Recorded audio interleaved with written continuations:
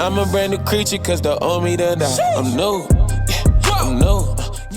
I wanted to talk about Kid Cudi as well as Doja Cat. More so Kid Cudi because this is more so recent events. So, January 13th, posted by page6.com, satanic Kid Cudi slammed for unveiling massive statues of himself in Paris and in California. Sold his soul. Now, Kid Cudi was labeled satanic after he unveiled two massive statues of himself to promote the release of his new album, Insano. At least he knows that he was a little oopity-coopity for this, but not for nothing. The silver statues, which were displayed in Paris and on a boat in Long Beach, California, were both about 30 feet tall and featured the day and night rapper holding out his arms as the lights beaming through his hollow eye sockets and mouth. Now, several fans slammed Cudi, born Scott Muscudi, over the figures, claiming that the act was demonic. Okay, now this comment was one from a user of Instagram, stating pure satanic-ish. Sad Cudi sold his soul and had to wear a dress to become relevant again. Another added. Blasphemous, wrote a third critic. A fourth fan said the Grammy winner, 39, was putting in his application for Illuminati King. Page 6 has reached out to Cudi's rep for a comment, but they did not immediately hear back. The new album's release comes more than a year after Cudi shared that he was nearing the end of his rap career.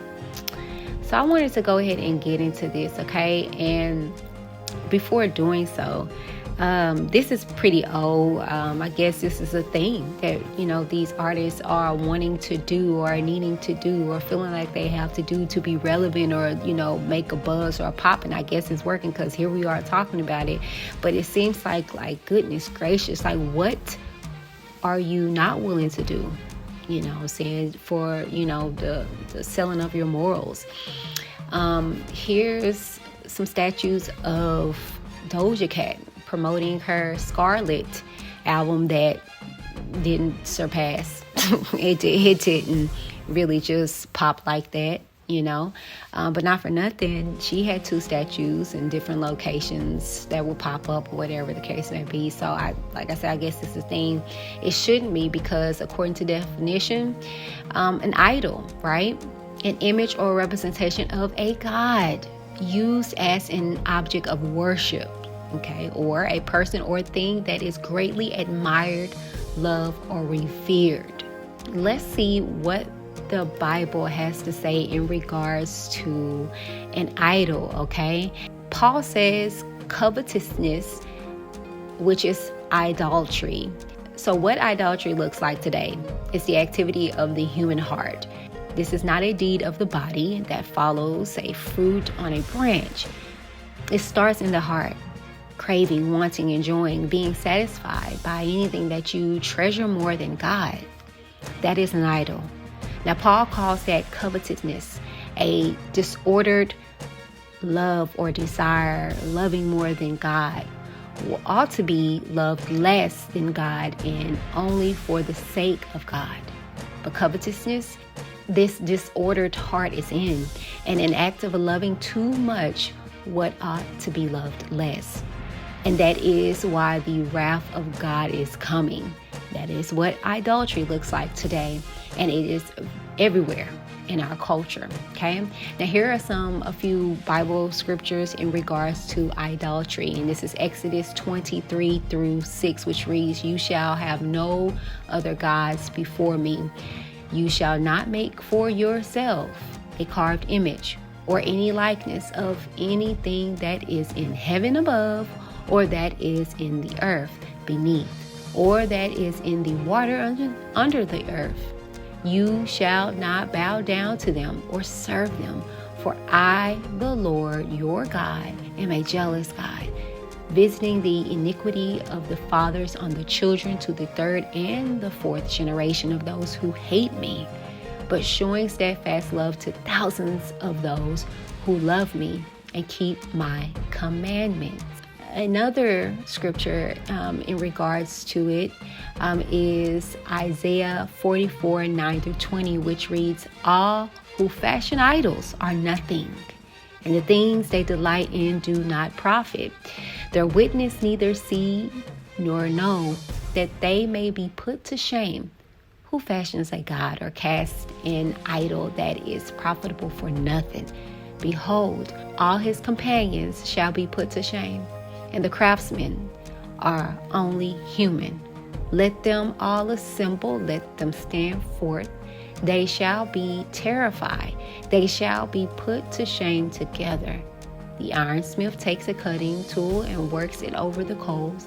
He fashions it with hammers and works it with his strong arm.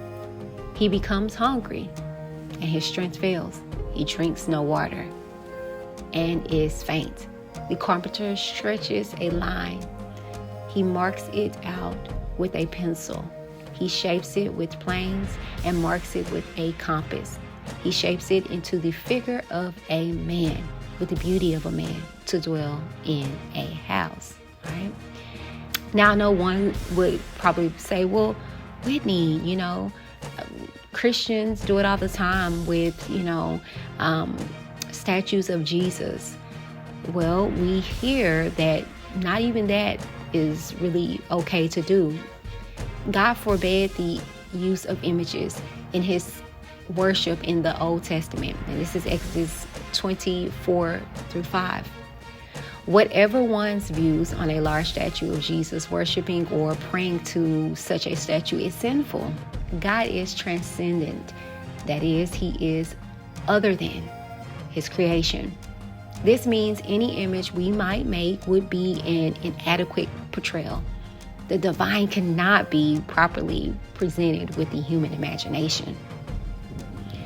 In the particular case of Jesus, we are told that he is the image of the invisible God, Colossians 1:15. Now, instead of God being at a mysterious distance from us, as he mostly was in the Old Testament, we can now point to the man Jesus and say, this is God. This is what God looks like, and how he acts, and how he meets with his people. As Jesus told Philip, anyone who has seen me has seen the Father. And that's in John 14:9. Now, through Jesus, God has entered into creation and has an objective, definite appearance. That's John 1:14. Now, does this mean we can or should make images of Jesus? One obvious problem is that we don't actually know what Jesus looked like as well. Now, the Bible gives no physical description of the Lord. The mild, peaceful-looking man we see commonly in Western portrayals of Christ is just an invented idea of what Jesus might have looked like. Now, since the Bible gives no specific details about Jesus' appearance, any image or likeness is merely a guess. The most important consideration on the issue of large statues of Jesus is whether or not we're using them as idols. Using an image as an object of worship or to focus one's worship is wrong. The Bible does not give us permission to worship God through graven images, even under the New Covenant. Now, a statue might help us to remember the things Christ has done for us. A large enough statue can serve to make a statement on behalf of a whole community that Christ is preeminent or that Jesus is worthy of public honor. Now, in the case of the Cristo Redentor, standing over a Rio, it's fully possible to assume it's meant as a work of art and not an object of worship. Hey, what's up? Whitney D here. Now, if you like that video, make sure that you leave a comment, you like the video, and you share it. Sharing is caring, okay? And I will see you guys on the next video. But until then, make sure you connect with me on all my social medias. Until next time, God bless. Everybody's scared when they in the booth, but I'll take on the persecution for the truth.